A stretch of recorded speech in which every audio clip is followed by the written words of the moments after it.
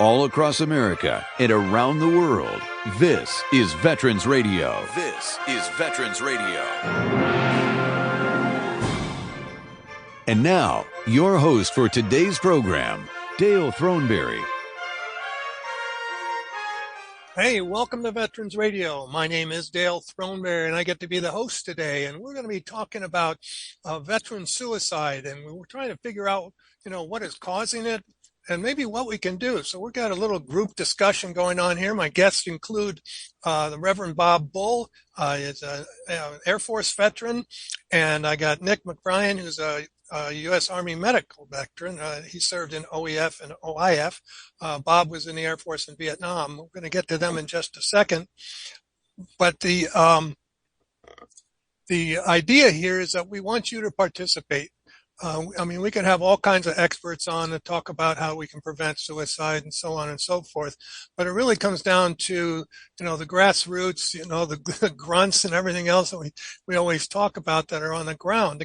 Maybe we can figure out how we can come up with maybe some suggestions, or maybe someone who's in a crisis situation. We have some, hopefully we have some suggestions for you.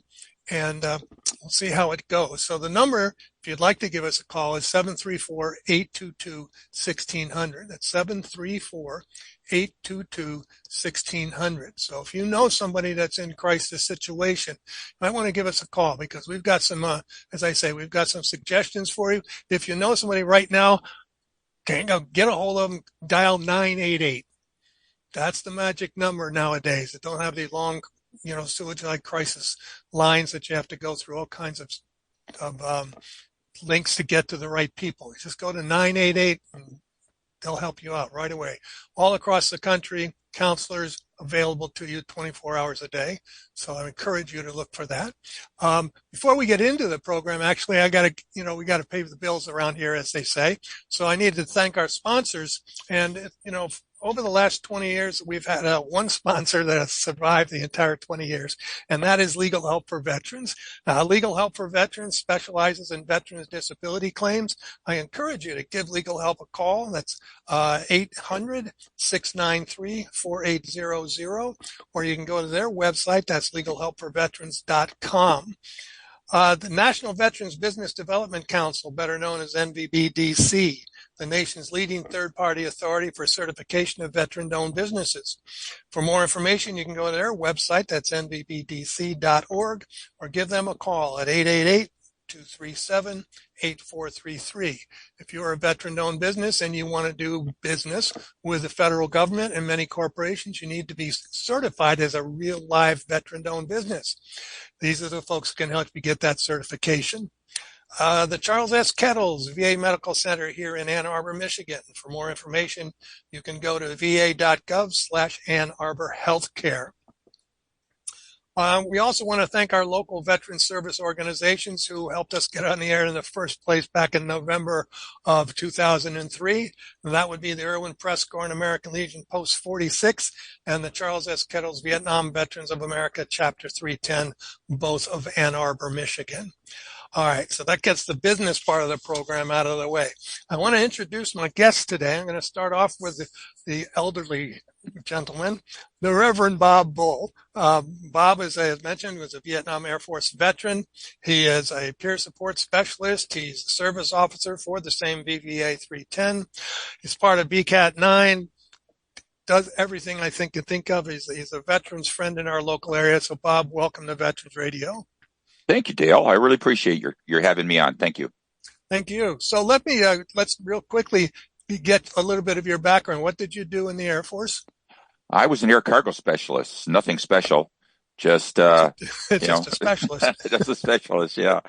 And then after I think 3.5 years, I decided to go into security, just something different. So I put in my 5 years, 3 months, and 4 days, and got out. Yeah, who counted? That was back in '73. Okay, good for that. And from there, where'd you go? You transitioned, it said. Oh, I went back to work at Detroit Diesel in Redford, Michigan, where I was a mechanic, and that's what I did. I got to work in the training center, and so I learned how to be a teacher. And when I retired from Detroit Diesel in '97, I went to work at Wayne County Community College as a teacher there for 5 years. Okay. All Yep. right. The other gentleman that's joining us today is Nick McBryan, and Nick was a U.S. Army medic in OEF and OIF. Nick, welcome to Veterans Radio. Can you tell us a little bit about your background? Yeah, thank you, Dale. So my name's Nick. I was in the Army from 2009 to 2014. I served with both 2nd Cav and 10th Mountain as a medic. Before ETSing, I was awarded an ARCOM and also the Combat Medic Badge, which I wear heavy to this day. I do take my service. I'm 100% retired, and so it was a great life, and I'm glad to be out. After that, I transitioned. I'm helping out with Warrior and Caregiver United and the Essential Patriot here in Michigan, and I'm on the board for both. And I'm just happy to be able to give back and save one more. That's the goal here, folks, is to save as many as we can. We were talking before we went on the air and trying to get some numbers out there. You know, we're all familiar with the number 22 as being the number of veterans approximately who commit suicide on a daily basis. I thought I was reading something where that number had dropped a little bit, but it looks like is it going back up again? Dale, you have to watch out for the number, because we found out that certain organizations have some weight in deciding as to how that number is actually decided, i.e. a certain veteran that just recently died at the VA. So, you know, we can't really trust or utilize that data simply because that's what they feed us. I know it sounds kind of disparaging, if you will, but all I know is that we can't trust the data at all. So we work on the premise that one is too many, and it doesn't matter whether it's 22 or 25 or 28 or 30. We know that we have a lot of work cut out, and that's how we attack it. Nick, you want to comment on that? Yeah, I do agree with that. The number is always something that's ultimately up to debate. We know that based off our information that we received from the Veterans Affairs is that we saw about 6,200 per year of veteran suicides. We don't know how accurate that is. We don't know the report. That's just the information that we have. Yeah. So we do always revert back to just save one more. Let's try and reduce to zero. Let's approach zero as quickly as possible. And let's talk about the means and mechanics and also the prevention that we can help leverage and improve the quality of life for our veterans and also longevity too. Yeah, I mean that would be wonderful if we could do that. One of my questions in kind of researching what was going on is, you know, we're trying to get people to go to the VA, go to the VA. You can get your medical care and so forth, and the numbers are, which you guys just pointed out. And Bob, you just said what, 23% of Michigan veterans utilize the VA? The 23% are getting benefits or drawing benefits from the VA. That's it in Michigan. How many veterans do we have in Michigan? Roughly about 570 plus thousand. 23%. That's crazy. Yep. Yes, it is. I mean, I can't say it's crazy because I mean I didn't utilize the VA health system until 2008. Mm-hmm. Mm-hmm. Something along those lines. Yeah, and in my story, it was 2010. It was the same thing. It's just it was a matter of having to then because I had no choice. Yep. Yeah, you had mentioned that as you were getting ready to retire that you suddenly lost your medical benefits. Mm-hmm. Yep. Nice job. So I don't know, Nick, do you use the VA for your health care? Yeah, I actually got really lucky. So when I got out of the Army, first thing I did was I went to a VFW. And it was kind of a weird culture shock, getting out of the Army, seeing a bunch of veterans that have been out for, as long as I've been alive and longer. Right. And there was one gentleman that was there and he just said, "Hey, you know what you're doing tomorrow is you're hanging out with me. And he got me in front of one of our county veteran service officers and enrolled in benefits. It did take about 3 years before I started receiving the benefits. However, I'm just glad that that whole process is done. I got rated at 100%, and he made sure that I got on the track well. And that's been a great blessing for my family and I. Knowing that a lot of my veterans that have gotten out, a lot of the service members I have, former platoon and company personnel, 23 that's a very liberal number. I would expect with the Vietnam veterans that we're still seeing probably close to 16%. OIF, OEF is a little bit better with around 1 in 3. Well, the problem, of course, is that the VA health centers are, spread out all across the country, and some are, especially in the middle of the country, the Nebraskas and Kansases and all that stuff, where there's hundreds of miles between VA centers, and it's hard to get them to go to these things. But I'm trying to figure out how we can get them to these centers, or at least get them to seek help. We're going to be talking about it all day. Go see somebody, talk to them. You mentioned that you went into a VFW hall. Now that's different from the Vietnam era veterans. Is we couldn't even go into the VFW hall. They didn't give it. They wouldn't talk to us. Right. And I think probably the transition getting out of the service and this is where I'm really happy to have Nick here to talk about it, and on this level, is that did they give you any sort of transitioning training or suggestions as you were on your way out the door? That's a very interesting question. So I was exposed to an IED on my way out, and so transition was through a massive head injury. So, Okay.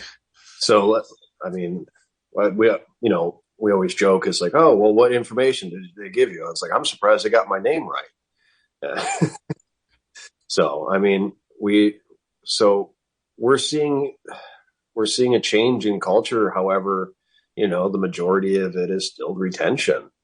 Our ETS process is to scare the heck out of a veteran, so this way they re-enlist. The Army is always hurting for numbers and it always needs more. I've never heard the Army say we need less. So it's always just been the same process. Don't leave, stay here. You won't make it. Oh, okay. So they didn't give you any encouragement at all when you got out, or no classes on what to do once you got out the door? Department of Labor did get involved. However, just because somebody from the Department of Labor did get involved, that 4-hour class, what the shape of a resume is and what the shape of 8x11 paper is, doesn't mean that you're ready for the job market, right? Or transition, or how to translate your MOS into civilian work. I was reading somewhere where it said about 6 years after you get out of the service to kind of make that real final transition and get to work. Because many people get out of the service, maybe they hadn't been to college before, so they got to go through college. They got to make these decisions on, they got majors to make a decision on. Am I going to go for a grad degree? What are my benefits? How much can I get do I have enough money to take care of this? And so they figure that you're not really settled for 6 years. I've been out for a lot longer than that. I don't feel settled yet. So I'm just thinking about how they came up with these numbers. So let's see if we can talk a little bit about what we can do to help these veterans. And Bob, I asked you on the program originally because I really wanted to promote the 988 number. And why don't you go with that for a minute? Well, the 988 has become an initiative now. Rather than just a number, it's we think it's a way, it's a pathway to getting veterans the help that they need. It's a simple number now. It's only 3 digits. It's not the 10 digits that it used to be. It's easy to remember, but still, we only have 23% of the people in this country, 17% of the people in this country that know what that number is.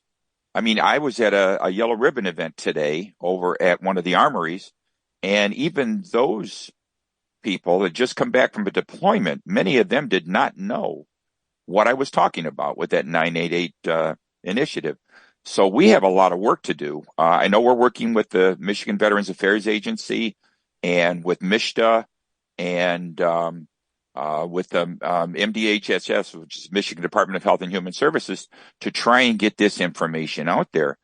But it's amazing how this number has been around for almost 2 years, July of 22, and yet so few people actually know what it is, how they can. I had one person say, "So, how do I call them?" And I said, "Well, you just dial 988. Well, punch 988 or push 988." But it's scary that there's been so little that's available on this number, and how important it is to the lives of not only our veterans but also our children and our grandchildren and great grandchildren. In my case, how important it is to them to know that there's somebody out there that, one, isn't going to know them, two, isn't going to tattle on them, and three, isn't going to write anything down on them, so that they can be safe to talk to somebody, anybody, anytime. It's another nice thing. Anytime, 24/7. Well, I know you've been working with trying to get, public service vehicles to have have those numbers on the side of the thing, because they, got all the other numbers on there. Why not put something that could actually help some people? Yep. And how is that working? Or are you running into roadblocks with that? Well, so far the American Legion, the VFW, and the VBA, Vietnam Veterans, have all passed the resolutions that we sent through, and they're going to the state convention this summer. And if passed by those three service organizations, then the legislative bodies from those service organizations will send that up to the state, asking the state police to put it on all of their patrol cars. We're also working with several county sheriff's departments right now, but if there's 83 counties, 84 counties in the state. We've got a lot of work ahead of us. We're trying to get them to put it on their cars too. Some departments don't feel that it warrants being on their cars right now. And one department, I said, "Are you kidding me? Do you mean you need more suicides before you put it on your car?" But and they've got 3 or 4 cars. It's not much, but that's the kind of pushback we're getting right now. Mm-hmm. Well, and I'm wondering across the country, the 988 is a nationwide number. Yes, it is. It's not just local for all, those of you that are listening to us out in California and Minnesota and even downtown Detroit. This 988 number is really important. Yes, it is. And it's kind of the first step for many people. And again, you guys can jump in here anytime, but I know that, we have to figure out if somebody's contemplating suicide, depending on who they are, I guess some of them will do something right away, and other ones will kind of think about it. But if we can get them to, punch that number in while they're thinking about it, maybe somebody can convince them not to do it. There's a lot of material out there, Dale. But basically what we try to do is we try to get the family members and the peoples that are associated with them to be the eyes and ears. They're the ones that notice when somebody changes, when there's a change in their demeanor, when there's a change in their the way they do things today as opposed to yesterday. If they've been agitated for all this time and all of a sudden they're calm that day, that usually means that they've made a decision, that they've got a plan going. These are the kinds of things that a family member or a close personal friend could notice and say, "I need to get some help for this guy, or I need to get help for this girl." All of this leading to the fact that none of us is going to be able to catch all of it. All of us can. Yeah, I like that. I like that statement there. Nick, I know that, since you are the most recent out of this service, and your numbers for your generation are just outrageous. And I'm sure that you have had friends who have committed suicide. Yeah, recently as well. We're seeing it across the board in my age demographic for the OIF, OEF, and we're the majority. And the majority of our increase is in our female population. We have a 284% increase just based off VA numbers for 2021 of female suicides by firearms, which is atypical of women. So we're seeing people take more serious matters. And we know that most, like 1 in 3 suicides are 2 weeks after a financial emergency, that we can mitigate a lot of the financial emergencies. Every state has trust funds for veterans. Everyone's entitled to a VA compensation hearing claim and making sure that they get connected with their county VSOs, their veteran service officers to make sure they get that process started. Yeah. It doesn't take 3 years like it used to. It's months, 3-4 months. We can find temporary housing for people. We are getting a lot better at this, and we're seeing a lot more small initiatives get involved. For example, we're in the process of standing a small 501c3 up here in Ottawa County. Brad Dorland is really taking the front on that. Make sure if you can get involved. But he's looking for transitional housing for those emergencies where the veteran makes too much money but is in an awkward stance where he can't return home and needs housing, or the bureaucracies are falling short. And that's fine. The bureaucracies have their importance. We're just filling in the gaps as we go to plug as many as we can.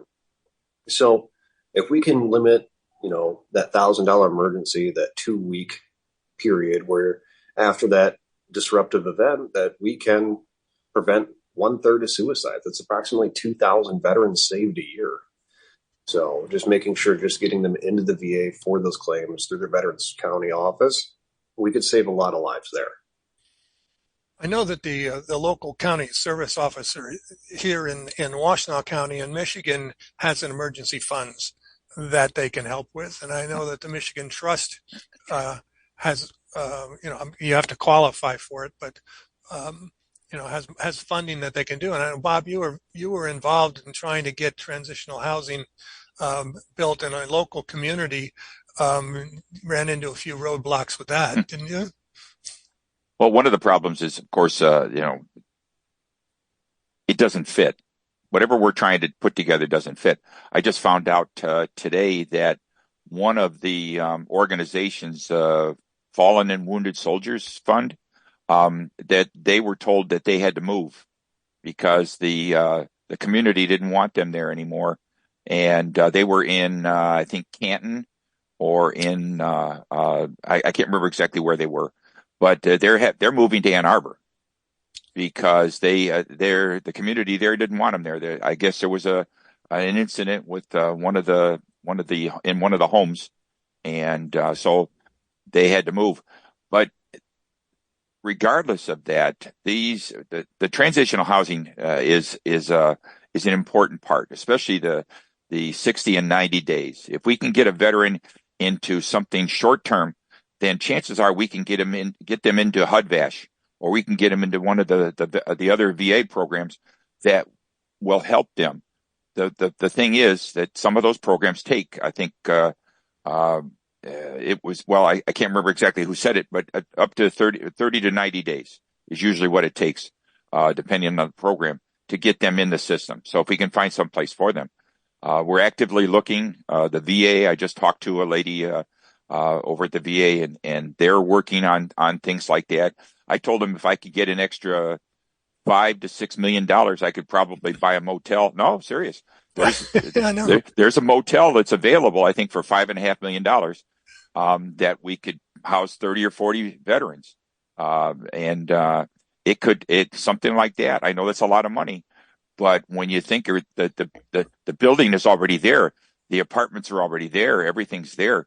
If we looked at something like that, we could definitely take a dent out of that kind of problem. Plus, they're in a good transportable area. They're usually on a highway or a main thoroughfare. So transportation, which has always been an issue for veterans, could be lessened. And usually they're within a municipality area where they can get to groceries and they can get to banking and all those other things, what makes their lives much easier. Yeah, you just mentioned something, and I was looking at it this morning. It's called, where did it go? The Staff Sergeant Parker Gordon Fox Suicide Prevention Grants. Mm-hmm. And it said Congress has authorized $174 million to be, hold on, I got to move my screen here just a second here. Appropriated to carry out the community-based grant program that provide resources to community organizations serving certain veterans and their families across the country. Organizations can apply for grants up to $750,000. Not too shabby. Nope, not at all. This is on the VA website. Mm-hmm. And I know we're getting kind of off track here. But the idea of we're trying to figure out how we can get these men and women to, reach out for help. And, what can we do as civilians? I was looking again on the VA website. They've got a thing called SAVE training. Have you heard of that? I've been to that course. Yeah. Oh, good. You can fill it in. Because I don't remember a lot about it. I had to take it as a kind of a presumptive for my job. Ideally, and I can't even remember the acronym for it anymore. I got it right here for you, Bob. Okay. So SAVE is know the signs that indicate a veteran might be thinking about suicide. And both of you mentioned this. That was a sense of hopelessness, feeling that there's no way out. Yep. Anxiety, agitation, sleeplessness, mood swings, feeling like there's no reason to live, rage or anger. Mm-hmm. Engaging in risky activities without thinking. Mm-hmm. Sounds like a lot of people I knew 50 years ago. Increased alcohol or drug use and withdrawing from friends and family. Mm. The second, the A in the SAVE was, how do we ask that most important question? Are you thinking of killing yourself? Yep. Or doing harm? It says, do ask the question if you've identified any of those warning signs. It says, do ask the question in such a way that's natural and flows into the conversation. Don't ask the question as though you're looking for a no. You're thinking of killing yourself, are you? Don't wait to ask the question until they're halfway out the door. Yeah. The V is to validate the veteran's experience. Talk openly about the suicide potential. Be willing to listen. Allow the veteran to express their feelings and make supportive, encouraging comments. Recognize the situation is serious and don't pass judgment. Right. These are hard for some of us to do. I know Yes, they are. And the E is for encourage treatment and expedite getting help. Mm-hmm. So if you have a friend that says, don't keep the veteran's suicidal behavior a secret and don't leave them alone. Try to get them to call 988, 911, whatever it takes. That's the message that we're trying to convey to our listeners today here on Veterans Radio. We are talking with Bob Bull and Nick McBryan, just to try and let whoever's out there listening today, wherever you are, if you know somebody that you think is in a crisis mode, see if you can get them to get some help. Ask them some questions. See, if you can see the change in behavior, don't be afraid. I think that's the term I'm trying to use, because, don't be afraid. Oh, I might upset him. Well, obviously he or she is already upset about something. And if you see these signs going there, you need to take action. We have constantly talked about, when we were on active duty, that we had each other's backs. And I think it's we have to take the lead in this battle that we're in again, to have the backs of all of our fellow veterans that are out there, suffering from whatever it might be. Because sometimes, we don't take them serious enough. Two most important things, Dale. Okay. One, that we're willing to listen, and one, that we show that we care. If we can do those two things, then we create an avenue. We create a guidepost. We create a place where somebody can come to us and talk to us, can come to you and talk to you, or to Nick or anybody like that, if they just show that they're willing to talk and that they care, they're willing to listen and care, that starts the conversation.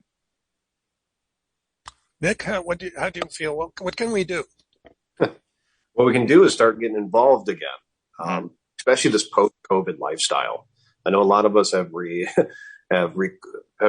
our in-person interactions. We need to start getting back out there and seeing each other face to face. A phone call doesn't suffice for recognizing when people are going through a hard time.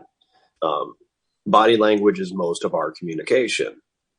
And we need to be able to see how they're behaving, how people are behaving. These are your friends and family, your brother and sisters in arms. You need to be in person with them. You can't sit back. You can't take a back seat to your relationships. Not only are you their safety net, they're your safety net too. You're more like, statistically speaking, as a veteran, you're more likely to die from suicide than a stroke. And if you take your health seriously and you're exercising every day, then you need to have a good safety net too. So, I mean, if you're taking stroke medications, then you need to be in person with people too, because just like with a stroke, you don't see your face slouch. You don't see the changes in your behavior. You just end up having a suicidal ideation or a stroke. And they're about equal for our demographic. And we need to take this as seriously as we take medications for stroke and heart disease. One of the things that I started, and Dale's very familiar with it, is a mobile unit. It's been on the road almost 2 years now. And we get to go out to different places. We get to go to them, to gun shows and car shows and the U of M home games and any place where we can go, where we can set up and we can talk. And in that way, they control the beginning of the conversation, because they come to us at these events, and they start the conversation, or at least they get some point where they ask for help and we can direct them. I find myself more as a switchboard operator than anything else, in that I can direct them to some place that's safe, somebody that's going to listen, someone who cares, somebody who has the resources. Maybe it's somebody who has the time. So.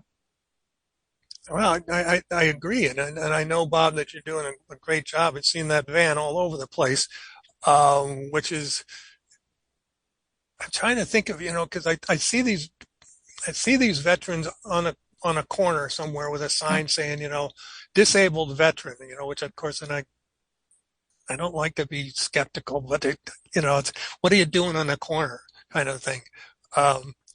If you're disabled and one guy's had 100% disabled, I'm going, what? You've got a little bit of money coming in every month. What are you doing out here? But, maybe we need, to address those people. And I think the idea, Bob, of what you're saying is to just be there at events that, maybe veterans will be. That doesn't necessarily have to be a veteran planned event, but like a car show, or, and I know you go around and do all kinds of things like that, where there's just some veterans say, hey, you need to talk.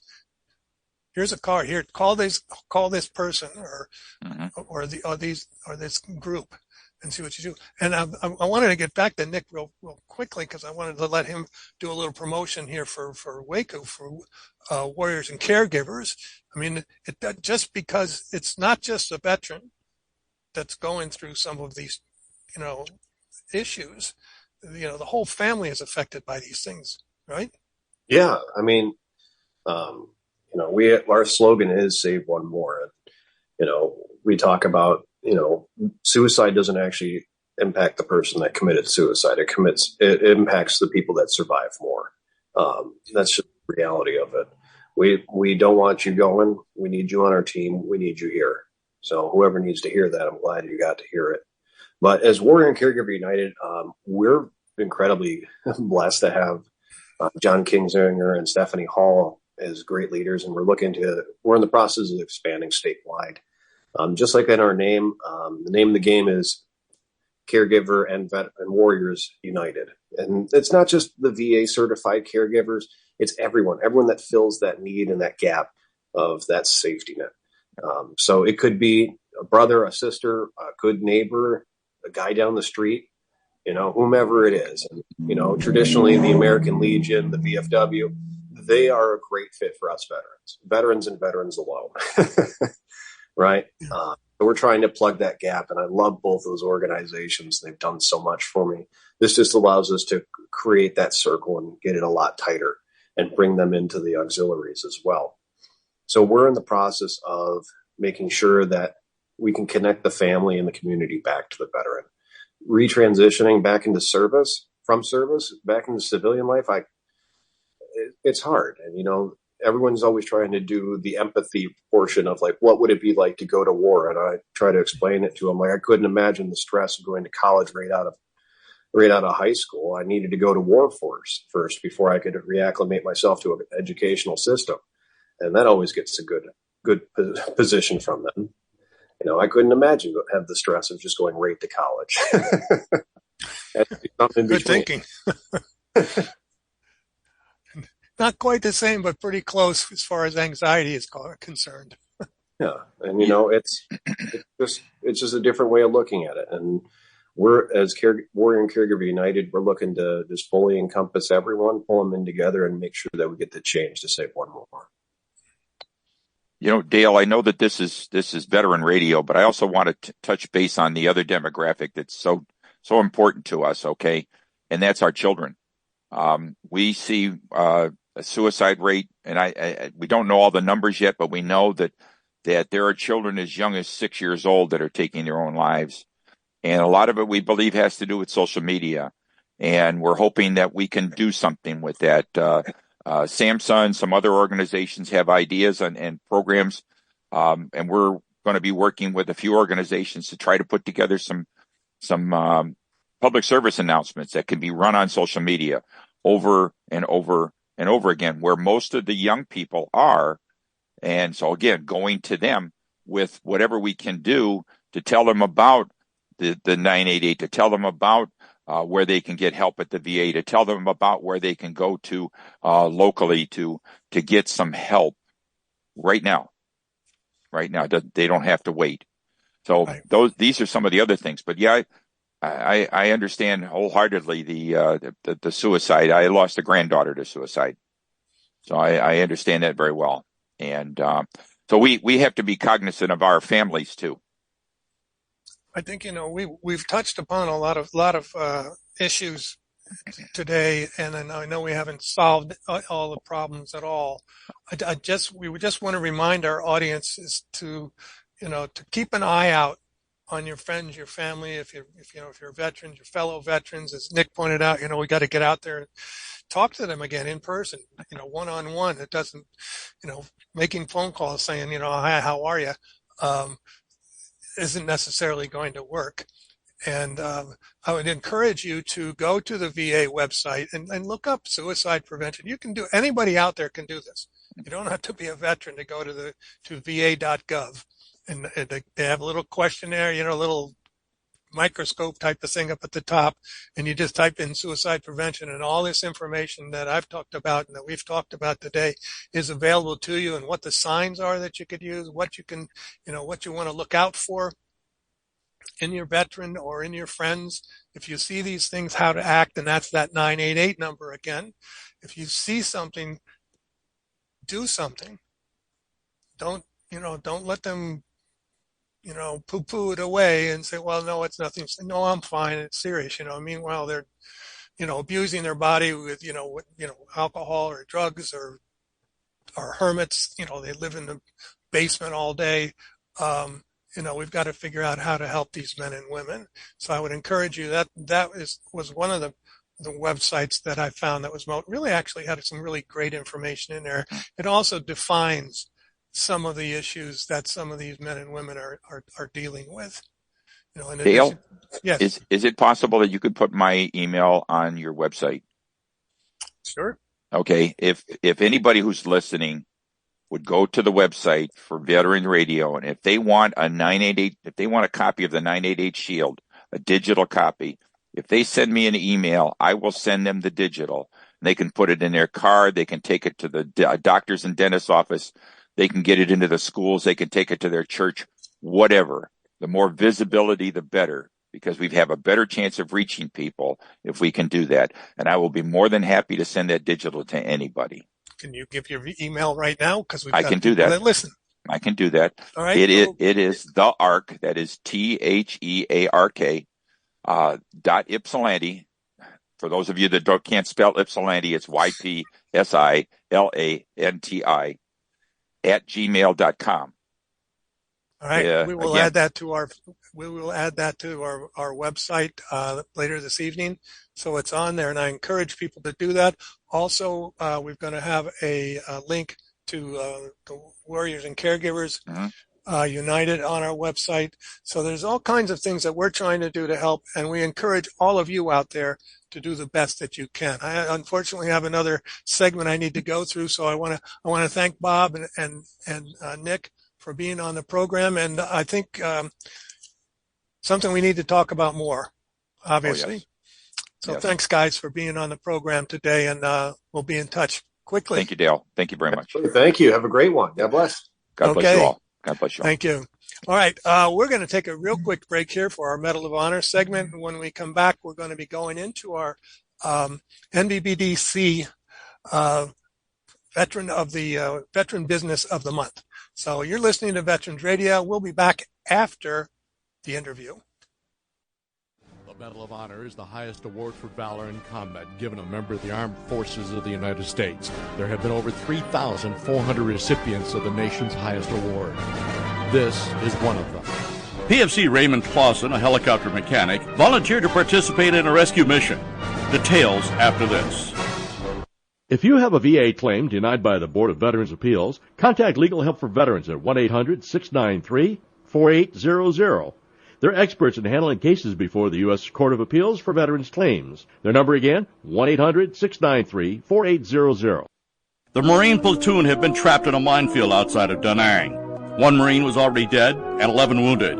It was Clausen's helicopter that had inserted the Marines, and the crew felt responsible for getting them out. He leaned out the side door to determine where mines had already exploded to help the choppers land. Then he jumped out and moved toward one of the wounded. As enemy fire bracketed him, he picked up the man, carried him to the helicopter, and returned for a second Marine. Clausen made 6 trips into the minefield, saving 18 Marines. Only when he was sure that all were safely aboard did he signal the pilot to lift off and leave the combat zone. President Nixon presented him the Medal of Honor on June 15, 1971, shaking his hand and saying, "Well done, Marine." The Medal of Honor series is a production of Veterans Radio. Military veterans touch everyone's life. I'm guessing right now you're thinking of a veteran, a close friend, relative. Maybe it's you. Even the toughest among us sometimes need help, but don't know where to turn for support. You don't need special training to help a veteran in your life. If you know a veteran in crisis, don't wait. Reach out. Call the Veterans Crisis Line at 988, then press 1. 988, press 1. A message from the U.S. Department of Veterans Affairs.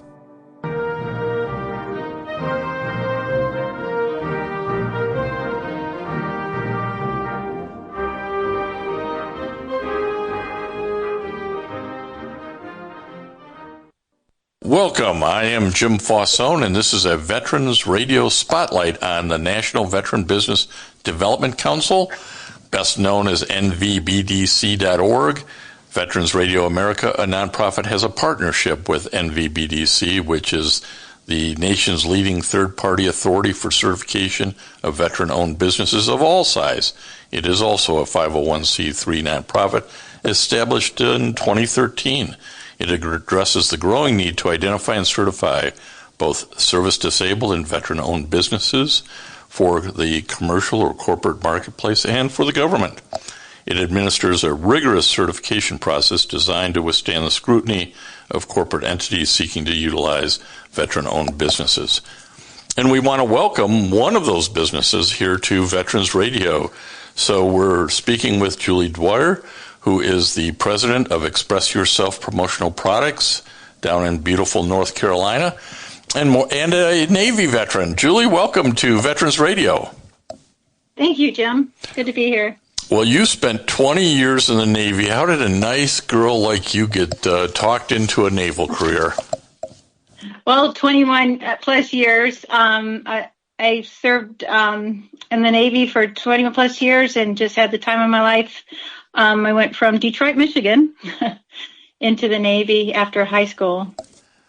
And talk to us a little bit about some of the assignments that you had over that long career. Well, first I retired as a Senior Chief Aviation Warfare, Surface Warfare, yeoman. My years of the sea duty out of the 21. I was on 5 ships, 3 of them aircraft carriers. I traveled around the entire world. I was part of the repair team for the attack on the USS Stark back in 1987. So that was pretty significant. Was one of the first women to go on into a combat zone within the Navy to repair that ship. I served primarily on the West Coast, and primarily on shore duty with flag staffs, and then when I was on shipboard within the captain's office. So I got to know pretty much majority of the crew and be able to help them out in the services that we did provide from the admin department. Well, you lived the slogan "Join the world, join the Navy, see the world." You got a chance to do that over such a long career. Yes. You got out though, and interestingly, settled in North Carolina and started a business career. I should mention along the way, after getting out of the Metro Detroit area, you picked up your Associates of Arts degree from the University of Alaska in Anchorage and your Bachelor's of Arts degree from the National University in San Diego, California. But why a business career after you got out of the Navy? Well, I had no intention of really retiring when I did. I had to come home to take care of my mother, who became paralyzed from a back surgery. So I was on my way to Brussels, and then so I had to make the difficult decision to retire instead. As far as my business, there in 1998, before I left the service, I was stationed in San Diego. I went to an entrepreneur expo in Del Mar. And there they were showcasing numerous businesses that you could have. And one of them was the promotional products business. And so I was pretty interested in that. I bought into it while I was still in the Navy. And as a matter of fact, my first customers were on the aircraft carrier Nimitz. I would sell the squadrons their T-shirts, ball caps, pins, challenge coins, all their reenlistment memorabilia.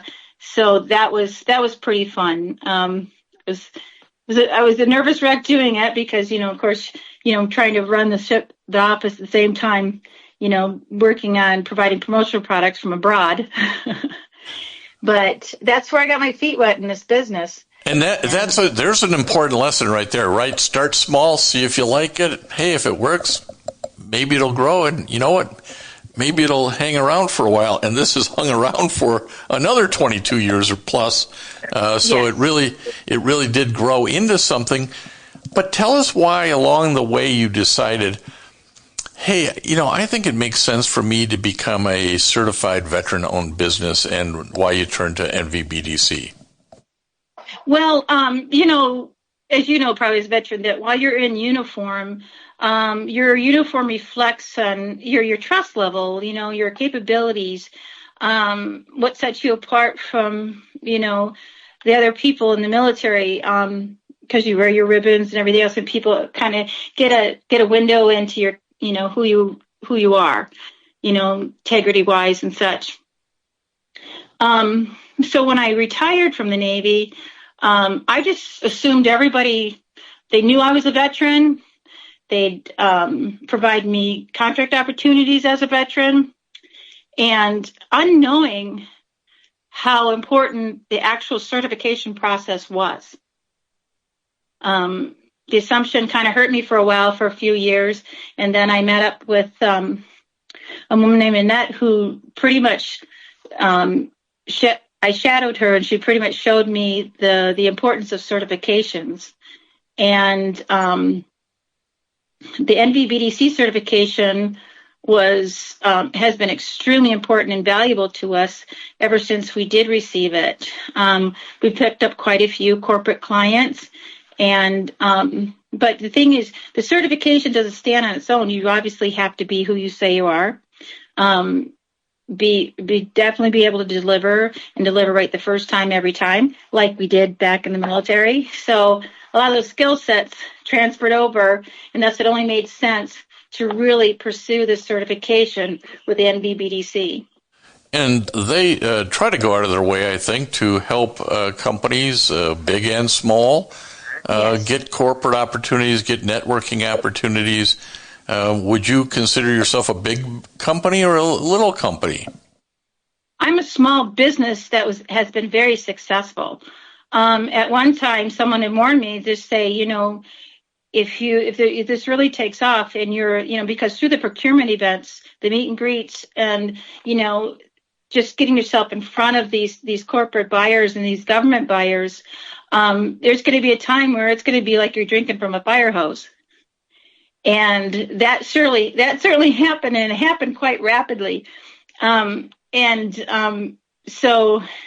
I just can't help but be very grateful for the skill set that I acquired while in the military, that I transferred over into my small business. Yeah, I think we all learn how to drink out of a fire hose in the military.